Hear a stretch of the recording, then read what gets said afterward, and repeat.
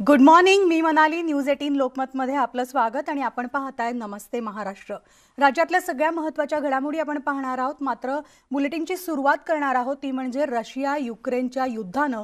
कारण या युद्धाचा आजचा दुसरा दिवस आहे. संपूर्ण जगाचं लक्ष सध्या रशिया आणि युक्रेनच्या युद्धाकडे लागलेलं आहे. तर रशिया युक्रेनमधील युद्धाचा आजचा दुसरा दिवस आहे. पहिल्या दिवशी रशियानं केलेल्या बॉम्ब हल्ल्यात युक्रेनमधील 137 जण ठार झालेत. तर युक्रेनचे राष्ट्राध्यक्ष व्लादिमीर झेलेन्स्की यांनी ही माहिती दिलेली आहे. एकीकडे क्षेपणास्त्र डागली जात असताना रशियन सैन्य युक्रेनमध्ये घुसलं. तसंच तिथल्या काही शहरांवर रशियानं ताबा मिळवला. राजधानी कीवसह अनेक ठिकाणी रशियन सैन्य घुसलं आणि युक्रेनची मोठी हानी देखील झाली आहे.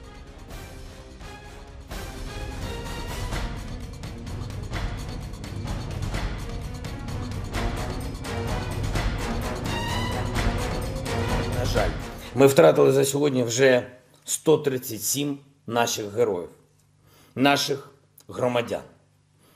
З них 10 офіцерів. Поранено 316. На нашому острові Зміїний, захищаючи його до останнього, всі хлопці, прикордонники, геройські, загинули. Але не поступилися. Всім їм буде присвоєно звання Героя України посмертно. Вічна пам'ять тим, хто віддав життя за Україну. तर आपण पाहिलं रशियाच्या राष्ट्राध्यक्षांनी ही खरं तर माहिती दिलेली आहे. या रशिया युक्रेनच्या युद्धाचा आजचा दुसरा दिवस आहे. आम्ही लढणार असं देखील त्यांनी म्हटलेलं आहे. रशियाच्या या हल्ल्यात युक्रेनचे 137 जण ठार झाले असल्याची माहिती युक्रेनच्या राष्ट्राध्यक्षांनी दिली. रशियाच्या हल्ल्यात युक्रेनचे 137 जणांना वीरमरण आलं असून त्यामध्ये 10 जण अधिकारी होते. रशियाच्या हल्ल्यात मोठी जीवितहानी झाल्याचं सुद्धा त्यांनी कबूल केलेलं आहे. 316 जण किंवा त्याहून अधिक जण जखमी झालेले आहेत. तरी देखील आम्ही झुकणार नाही. बॉर्डरवरील अनेक सैन्याला वीरमरण आलंय. आम्ही शेवटपर्यंत लढा देऊ. ज्यांनी युक्रेनसाठी प्राणाची आहुती दिली आहे त्या वीर सैनिकांना कायम स्मरणात ठेवू असं देखील त्यांनी म्हटलेलं आहे. युक्रेनचे राष्ट्राध्यक्ष हे देशाला संबोधत होते. व्लादिमीर झेलेन्स्की यांनी ही माहिती दिलेली आहे. आणि याविषयी सविस्तर अपडेट्स जाणून घेण्यासाठी आमचे प्रतिनिधी प्रशांत लीला रामदास आपल्यासोबत आहेत. थेट प्रशांतकडे जाणार आहोत. Prashant, good morning. आजचा हा दुसरा दिवस आहे. जगाचं लक्ष या युद्धाकडे लागलेलं आहे. रशिया युक्रेनच्या या युद्धात 130 जण ठार झाल्याची माहिती सुद्धा राष्ट्राध्यक्षांनी दिली आहे. काय अपडेट्स? युक्रेनचे अध्यक्ष झेलेन्स्की यांनी माहिती दिली आहे की युक्रेनमध्ये रशियासोबत सुरू असलेल्या युद्धाच्या पहिल्या दिवशी जवळपास 137 लोक मारले गेले आहे.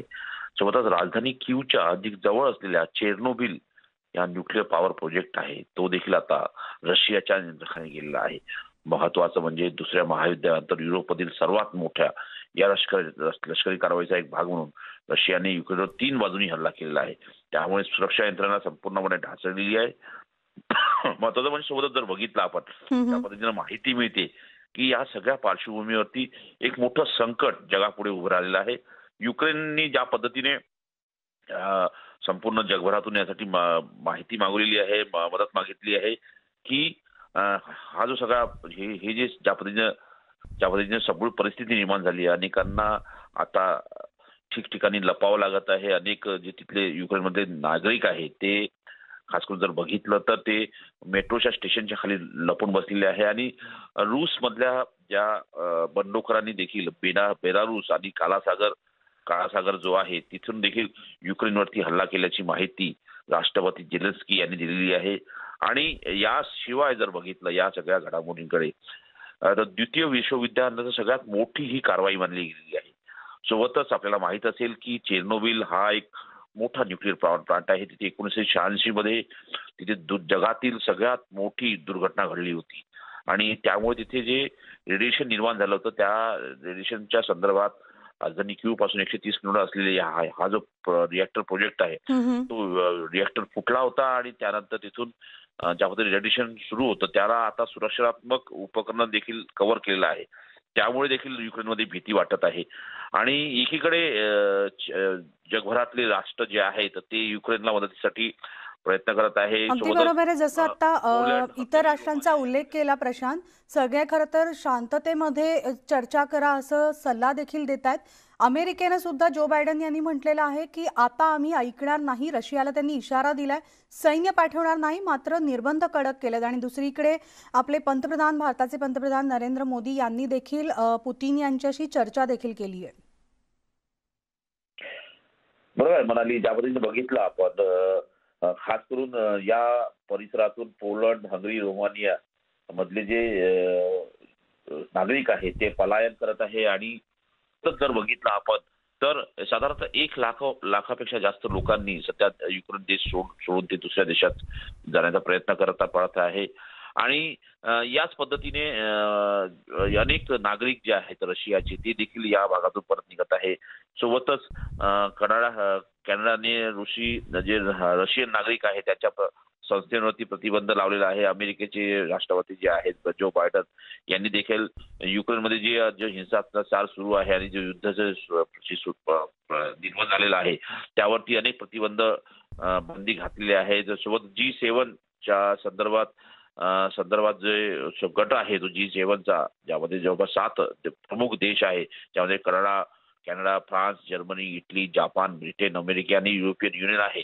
त्यांनी देखील रूसवरती अनेक कडक निर्बंध घातले आहे. असं असताना देखील व्लादिमीर पुतीन जे आहे रशियाचे राष्ट्राध्यक्ष त्यांनी म्हटलंय की ज्या युक्रेनला आपण मदत कराल आणि यामध्ये हस्तक्षेप करण्याचा प्रयत्न कराल याचा मोठा परिणाम संपूर्ण जगाला भोगावा लागेल अशा प्रकारची धमकी देखील व्लादिमीर पुतीन यांनी दिली आहे. त्यामुळे नाटोच्या सैन्य यात सहभागी होणार नाही अशी शक्यता व्यक्त केली जात आहे की त्या पद्धतीनं पुतीननी संघर्ष निर्माण केला आहे. आणि आपल्याला माहित असेल की नाटोनी ज्या पद्धतीनं युक्रेनच्या सीमा भागांमध्ये मोठं संस्थात्मक प्रक्रिया करायला सुरुवात केली होती त्याचा परिणाम म्हणून पुतीननी या प्रकारचे पाऊल उचलले. त्यामुळे नाटो या संपूर्ण प्रकरणामध्ये फक्त या रशियावर बंदी घालण्याच्या प्रयत्नात असेल पण कुठल्याही फौजा रशियाच्या विरोधामध्ये अमेरिकेच्या असो किंवा कॅनडाच्या असो किंवा युकेच्या असो हे सहभागी होणार अशी शक्यता व्यक्त केली जात आहे. पण दुसरीकडे जो बायडननी काल ज्या पद्धतीनं रात्री उशिरा ज्या पद्धतीने काल त्यांनी वक्तव्य केलं आहे की जर रशियाने ज्या पद्धतीने महाभयंकर पावलं टाकलेली आहेत त्यातून जर मानवतेला दृष्टिकोनातून जर हे विरोधात असेल तर निश्चितपणे आम्ही सहभागी होऊ आणि रशियाला धडा शिकवू अशा प्रकारचेही जो बायडन यांनी वक्तव्य दिलं आहे. त्यामुळे आता आगामी परिस्थिती कशी होते की ज्या पद्धतीनं हे सगळे युक्रेन आणि रशियाचा युद्ध सुरू आहे याचे पडसाद आता जगभरात निर्माण व्हायला सुरू झालेले आहे. भारतावर मोठं आर्थिक संकट कोसळण्याची अगदी बरोबर आहे. खरं तर जगावर आता याचे परिणाम आपल्याला दिसू लागलेले आहेत आणि अनेक राष्ट्र जे आहेत ते देखील रशियावर संतापलेले आहेत. आमचे प्रतिनिधी प्रशांत लीला रामदास आपल्याला माहिती देत होते. तर आपण ही दृश्य पाहतोय रशिया आणि युक्रेनच्या युद्धाची गेल्या काही महिन्यांपासून वर्तवण्यात आलेली रशिया युक्रेनची युद्धाची भीती अखेर खरी ठरली आणि काल या युद्धाला सुरुवात झाली. रशियानं गुरुवारी युक्रेनवर चौफेर हल्ले केले ज्यामध्ये जवळपास 74 लष्करी तळ हे उद्ध्वस्त केलेले असून 40हून अधिक सैनिकांसह अनेक नागरिक ठार झाले. जसं युक्रेनच्या राष्ट्राध्यक्षांनी झेलेन्स्की यांनी सांगितलं त्यानुसार 137 जण ठार झालेले आहेत. तर या युद्धखोरीचा निषेध करत पाश्चात्य देशांनी देखील रशियावर आणखी निर्बंध लागू करण्याची घोषणा सुद्धा केलेली आहे. तर हा युद्धाचं ही जी झळ आहे जी आपण पाहू शकतो की किती तीव्र आहे. युक्रेननं देखील त्याला प्रत्युत्तर दिलेलं आहे मात्र याचे परिणाम जे आहेत ते जागतिक स्तरावर दिसू लागलेले आहेत. तर रशियानं युक्रेनमध्ये नेमकं कुठे कुठे हल्ले केलेत आपण ग्राफिक्सच्या माध्यमातून एक नजर टाकूया.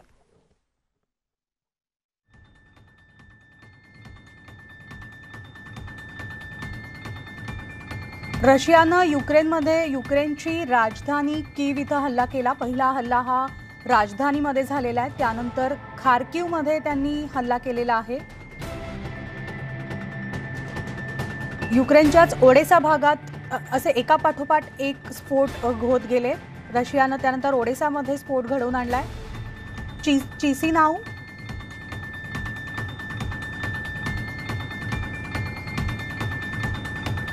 तर या ठिकाणी रशियानं हल्ले केलेले आहेत जे सीमेलगतचा हा भाग आहे आणि सगळ्यात प्रथम हल्ला केला तो युक्रेनची राजधानी कीव्हमध्ये.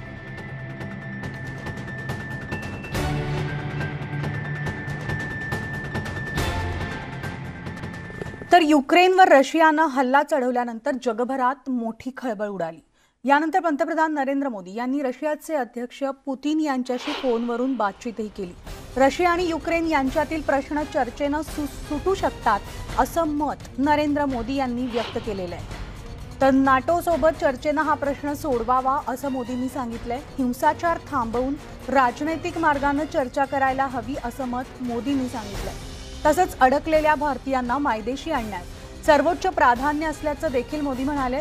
दोन्ही देशांचे राजदूत एकमेकांच्या संपर्कात राहतील याचीही हमी दोघांनी एकमेकांना दिलेली आहे.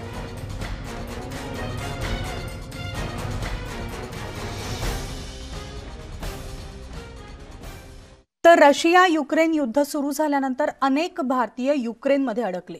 यामध्ये अनेक भारतीय विद्यार्थ्यांचा समावेश असून दरम्यान तिथं अडकलेल्या भारतीयांनी युक्रेनच्या केव्ह इथं असलेल्या भारतीय दूतावासाशी संपर्क साधला.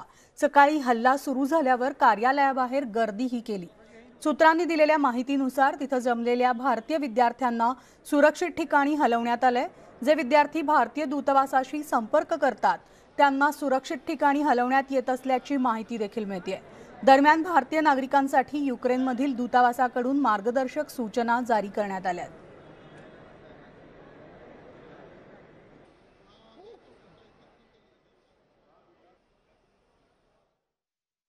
तर युक्रेनमध्ये अडकून पडलेल्या भारतीयांना परत देशात आणण्याचे प्रयत्न सुरू असल्याचं संरक्षण मंत्री राजनाथ सिंह यांनी म्हटलंय.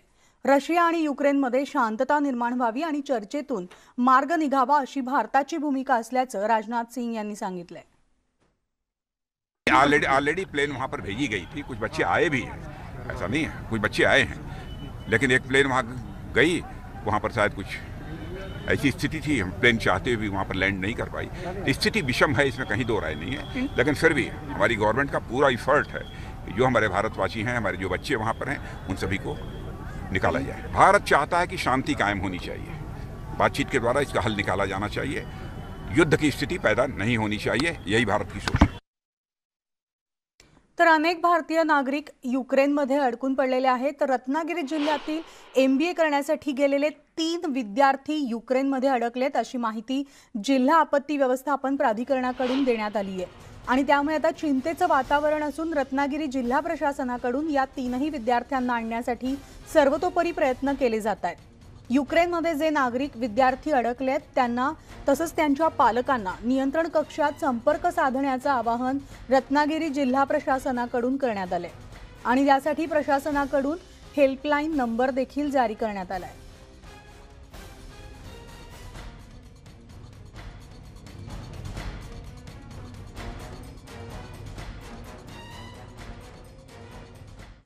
आणि या सगळ्या युद्धाच्या बातम्यानंतर वळूयात मुंबईतल्या काही बातम्यांकडे. बातमी आहे यशवंत जाधव यांच्या घरी ईडीचा छापा पडलेला असून ईडी अधिकाऱ्यांकडून जाधवांची चौकशी केली जाते असं कळतंय. जाधव हे मुंबई महापालिकेचे स्थायी समिती अध्यक्ष आहेत. तर यशवंत जाधव यांची ईडीकडून चौकशी सुरू झालेली आहे. CRPFचे जवानही त्या ठिकाणी हजर आहेत. तपास यंत्रणांच्या रडारवर आता पुन्हा एकदा सेने नेते आलेले असल्याचं कळतंय. पालिका निवडणुकीच्या तोंडावर ही कारवाई केली जात असल्याची सुद्धा चर्चा सुरू झाली आहे. तर आत्ताची ही सगळ्यात महत्त्वाची बातमी आपण पाहतोय. यशवंत जाधव यांच्या घरी ईडीची चौकशी सुरू असल्याची माहिती मिळते. आत्ताची ही सगळ्यात मोठी बातमी आहे ती म्हणजे मुंबई महापालिकेचे स्थायी समिती अध्यक्ष यशवंत जाधव यांच्या घरी ईडीचा छापा पडलेला आहे आणि त्यांची चौकशी केली जाते. सविस्तर माहिती घेऊयात. आमची प्रतिनिधी प्रणाली कापसे आपल्यासोबत आहे. प्रणाली, नवाब मलिकांनंतर आता शिवसेनेचे स्थायी समिती अध्यक्ष यशवंत जाधव यांच्या घरी सुद्धा ईडी पोहोचलेली आहे. मनाली, जी माहिती मिळते त्यानुसार सकाळी 6:30 वाजता ही केंद्रीय तपास यंत्रणांचे अधिकारी यशवंत जाधव यांच्या घरी पोहोचलेले आहे. सीआरपीएफचा ताफा सुद्धा त्यांच्या बरोबर आहे.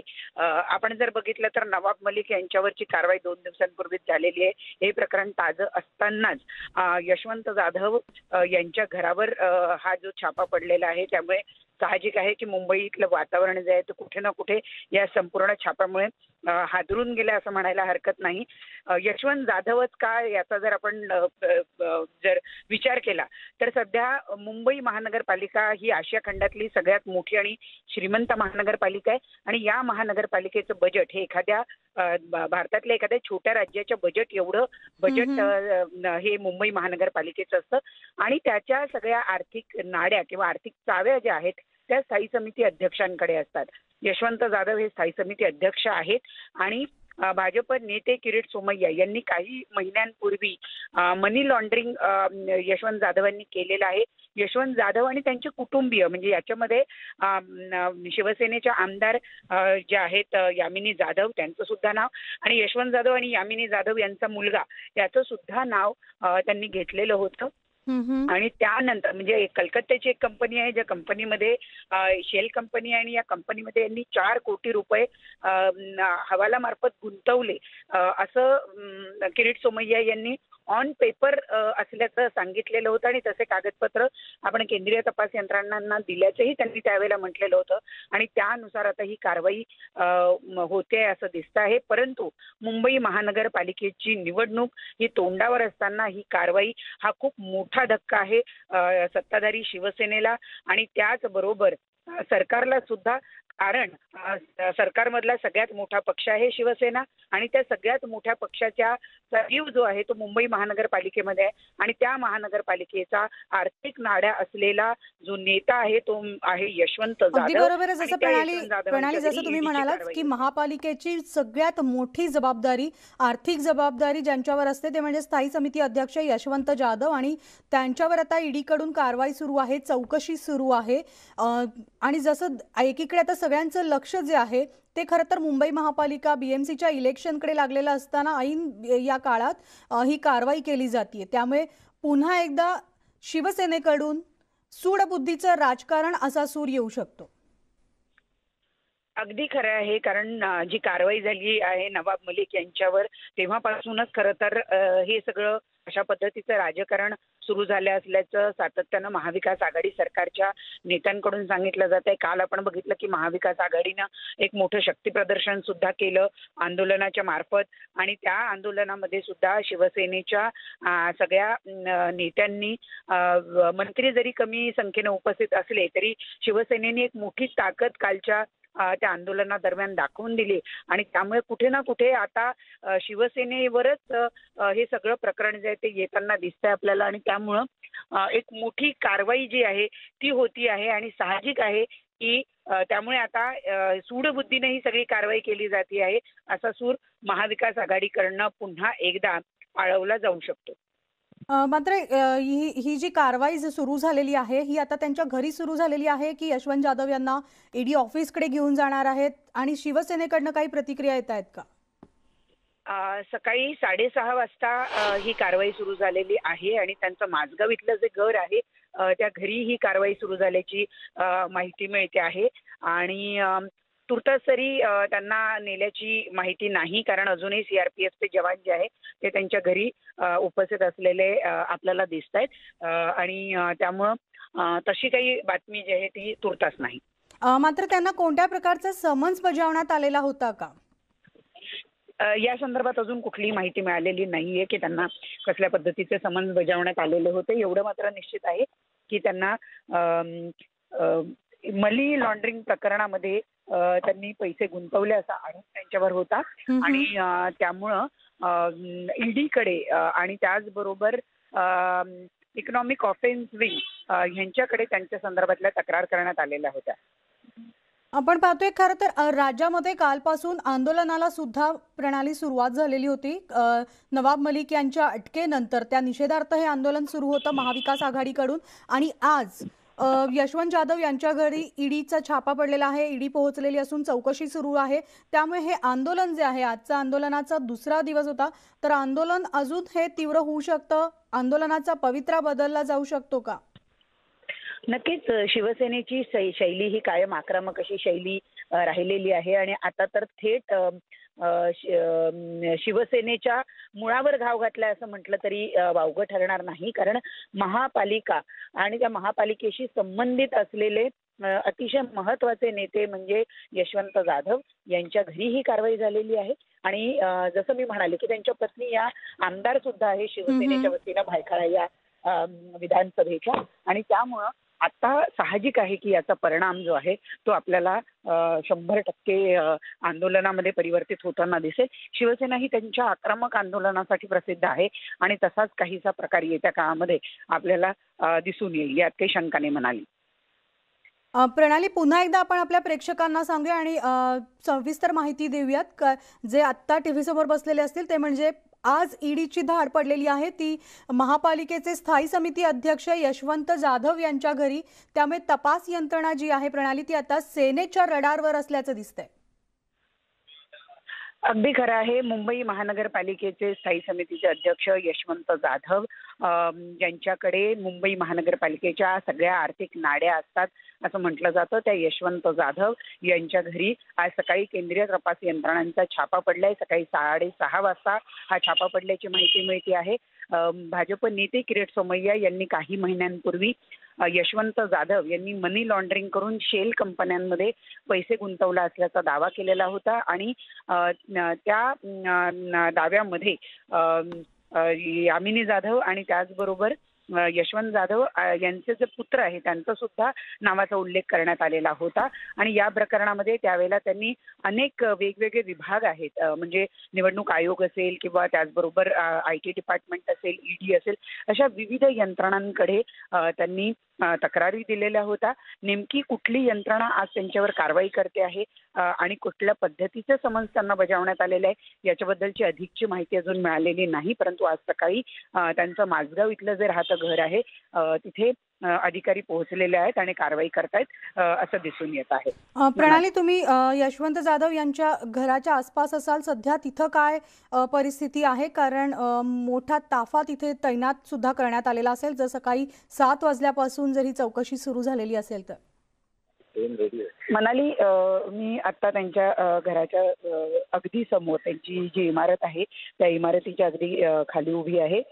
मी तुम्हाला सांगू शकेल की आज सकाळपासून ही जे सगळं सत्र सुरू आहे या सत्रामध्ये आपण आता पाहतो आहोत की आपल्याला जे CRPFचे जवान आहेत ते त्यांच्या इमारतीच्या खाली उभे असलेले दिसून येत आहेत. अधिकारी अजूनही वर आहेत अशी माहिती मिळते आहे आणि त्यामुळं पुढे काय होतं हे नक्कीच बघावं लागणार आहे. तुर्तास मी तुम्हाला दाखवते की बिलाखाडी चेंबर्स नावाचं ही इमारत आहे आणि या इमारतीमध्ये आपण पाहतो आहोत की इमारतीच्या बाहेर, इमारतीच्या आतमधल्या परिसरामध्ये हे जे CRPFचे जवान आहेत ते आलेले आपण पाहतो आहोत. आणि याच इमारतीमध्ये यशवंत जाधव यांचं राहतं घर आहे. यशवंत जाधव हे दुसऱ्या माळ्यावर राहतात आणि त्यामुळं आत्ता आपण पाहतो आहोत की त्यांच्या इमारतीच्या खाली आपल्याला सगळे जवान दिसत आहेत. नेमके काय होतं ते आपल्याला बघावं लागेल. थोडीशी हालचाल इथे होताना दिसत आहे. स्थानिक पोलीस जे आहेत ते सुद्धा आपल्याला आता आतमध्ये आहेत असं दिसून येत आहे आणि त्यामुळं एक मोठा छापा आज टाकण्यात आलेला आहे. अगदी बरोबर. त्यामुळे आता खरं तर सगळ्यांच्याच भुवया प्रणाली उंचावलेल्या आहेत. इमारतीमधून ये जा करणाऱ्यांची सुद्धा चौकशी करत असल्याचे पोलीस आपल्याला या दृश्यांमधून पाहायला मिळत आहेत.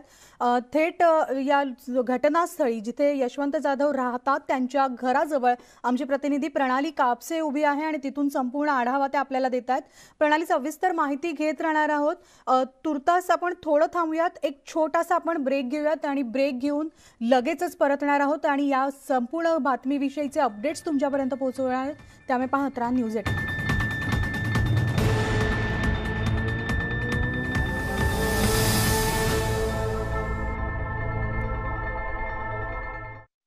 ब्रेकनंतर पुन्हा एकदा आपलं स्वागत आहे आणि आत्ताची सगळ्यात महत्त्वाची ब्रेकिंग बातमी ती म्हणजे मुंबई महापालिकेचे स्थायी समिती अध्यक्ष यशवंत जाधव यांच्या घरी ईडीचा छापा पडलेला आहे। सकाळी 7 वाजल्यापासून आयकर विभागाचं पथक त्यांच्या घरी भायखळा इथल्या घरी हजर झालेलं आहे। मुंबईतल्या त्यांच्या घरी हे ईडी पथकाकडून चौकशी केली जाते। सीआरपीएफचे ताफा सुद्धा या ठिकाणी तैनात करण्यात आलेला आहे।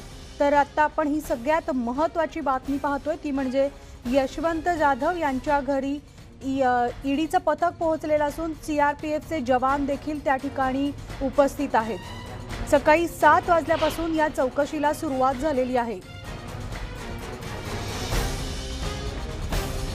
तर आत्ताची ही आपण थेट तिकडची दृश्य पाहतोय। या यशवंत जाधव यांच्या घराजवळची ही दृश्य आहेत, ज्या ठिकाणी ते राहतात त्या इमारतीच्या इथली ही दृश्य असून माझगाव मधलं त्यांचं जे घर आहे, राहतं घर आहे, त्या ठिकाणी ईडीची धाड पडलेली आहे। तर साधारण जी सूत्रांकडून माहिती मिळते ती म्हणजे 15 कोटी रुपयांच्या व्यवहाराबाबत चौकशी सुरू असल्याचं कळतंय। मात्र ईडीकडून सकाळी 7 वाजल्यापासून यशवंत जाधव यांची चौकशी केली जाते। आपण जाणार आहोत, आमचे प्रतिनिधी प्रणाली कापसे आपल्या सोबत आहेत। थेट प्रणालीकडे आपण जाऊयात। प्रणाली, आपण पाहतोय आता 8:30 झालेले आहेत। 7 वाजल्यापासून आयकर विभागाचे पथक जे आहे ते यशवंत जाधव यांच्या घरी पोहोचलेलं असून त्यांची चौकशी केली जाते। ईडीचं पथक या ठिकाणी आहे। तर नेमकं कोणकोणत्या गोष्टींची तपासणी केली जाणार आहे, त्यांच्यावर जो ठपका ठेवलेला आहे तो कशामुळे ठेवलेला आहे, ईडीची जी नोटीस जी होती, समन्स जो आहे तो ईडीकडनं त्यांना देण्यात आलेला होता का, असे अनेक प्रश्न आता उपस्थित होत आहेत। आणि राष्ट्रवादी आणि सेनाच ईडीच्या रडारवर आहे का? मनाने थोडंसं आपण काही गोष्टी ज्या आहेत, कारण अगदी आपल्याकडे प्राथमिक माहिती आली होती त्यामुळे आपण त्याच्यात थोडासा बदल करूया। ही ईडी नाही तर इन्कम टॅक्स विभागाची म्हणजे IT विभागाची जी आहे ती कारवाई आहे।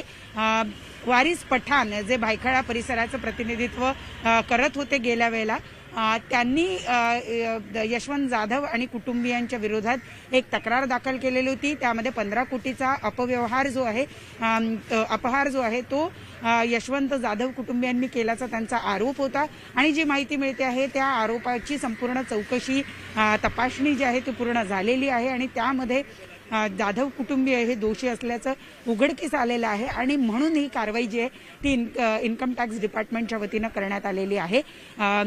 किरीट सोमय्या यांनी जे आरोप लावले होते त्या आरोपाच्या बद्दल तुर्तास तरी ही कारवाई नाही अशी माहिती मिळते आहे। आणि आपण जर बघितलं तर साधारण सकाळी 6:30 वाजता आधी ही टीम आली आणि 7 वाजेपासून 6:45 वाजेपासून ही कारवाई सुरू झालेली आहे। अजूनही ही कारवाई जी आहे ती सुरू आहे। आणि अजून एक महत्त्वाची माहिती मी तुला या ठिकाणी देऊ इच्छिते की केवळ यशवंत जाधव नाही तर मुंबई महानगरपालिकेशी संबंधित असलेले किंवा मुंबई महानगरपालिकेचा कॉन्ट्रॅक्ट घेत असलेले आणखी 3 असे मोठे कॉन्ट्रॅक्टर आहेत, ज्यांच्यावर आज आत्ताच्या घडीला मुंबईमध्ये विविध ठिकाणी कारवाई होते आहे। तर ही एक छोटी कारवाई नाही तर अतिशय मोठी कारवाई आहे।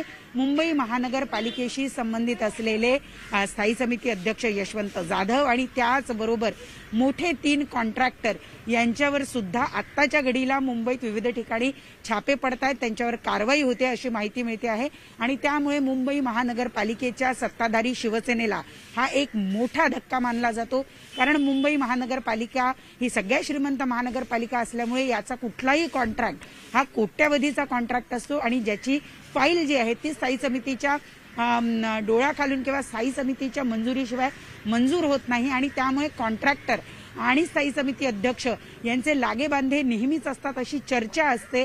आणि जो स्थायी समितीचा अध्यक्ष होतो तो कोट्याधीश होतो अशी सुद्धा चर्चा असते। आणि त्यामुळे एकाच वेळेला स्थायी समिती अध्यक्ष यशवंत जाधव आणि त्याचबरोबर मुंबई महानगरपालिकेचे कंत्राट घेणारे 3 मोठे बिल्डर यांच्यावर कारवाई होणं हा एक मोठा संकेत आपल्याला मानता येईल की मुंबई महानगरपालिकेवरच एक प्रकारे कारवाई होती आहे, त्याच्यामध्ये जे काही गैरव्यवहार होतात त्याच्यावर कारवाई होत आहे असं आपल्याला या ठिकाणी म्हणता येईल।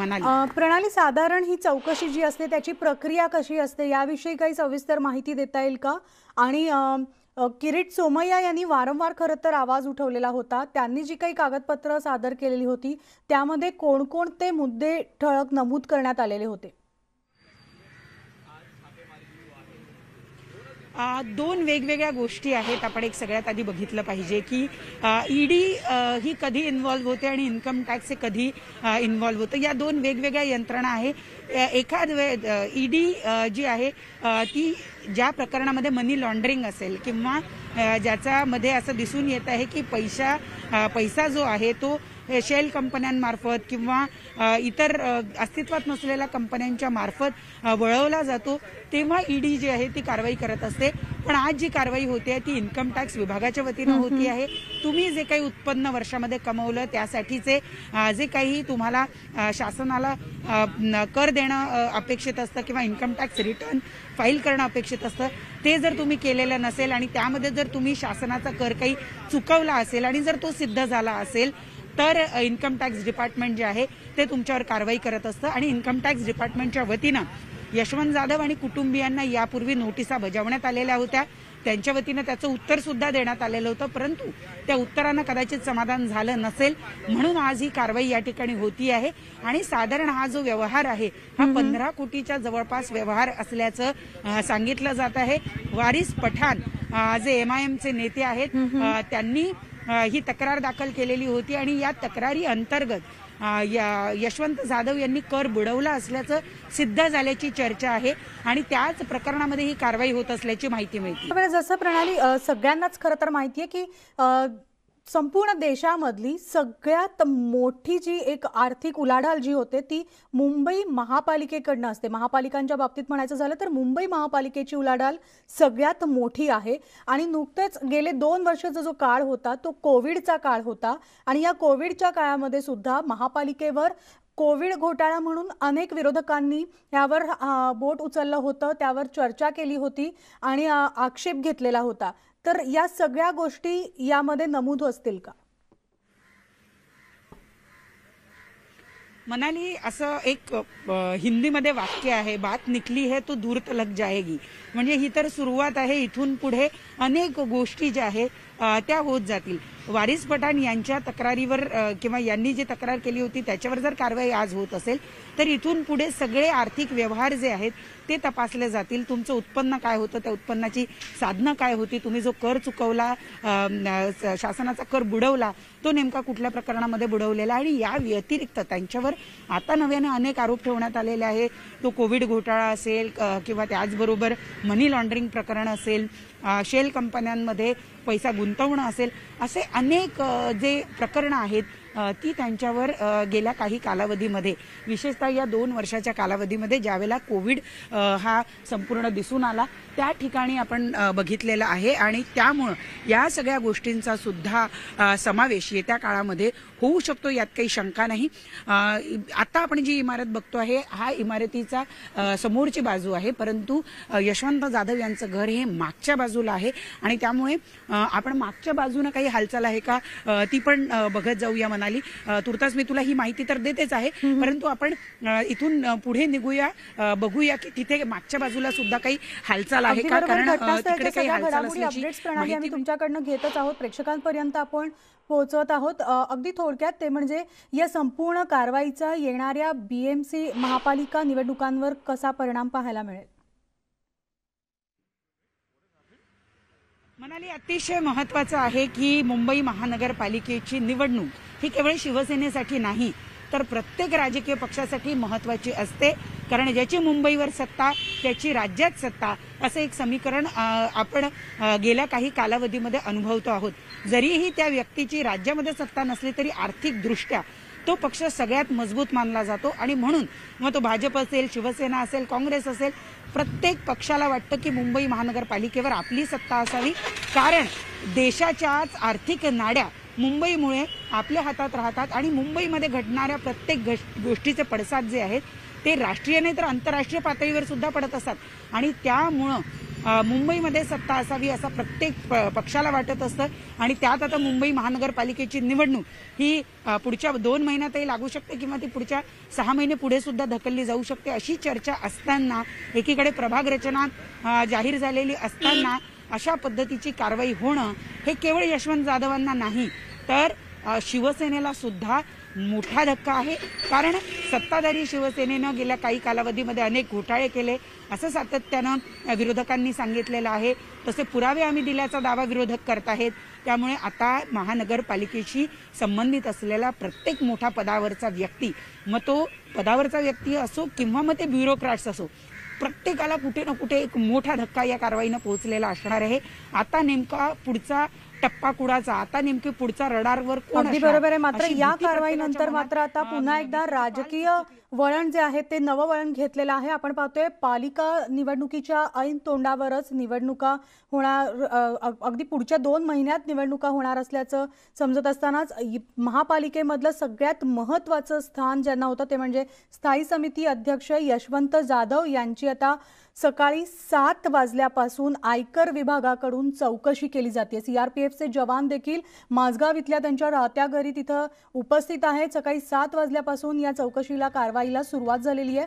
आमची प्रतिनिधी प्रणाली कापसे आपल्याला तिथनं संपूर्ण अपडेट्स देत होते. प्रणाली, धन्यवाद सविस्तर माहितीसाठी. आणि या संपूर्ण बातमीच्या घडामोडी तुमच्यापर्यंत आम्ही पोहोचवणार आहोत. मात्र वेळ झाली आज बुलेटिनमध्ये आत्ता इथेच थांबण्याची. ताज्या बातम्यांसाठी तुम्ही पाहत राहा न्यूज 18 लोकमत.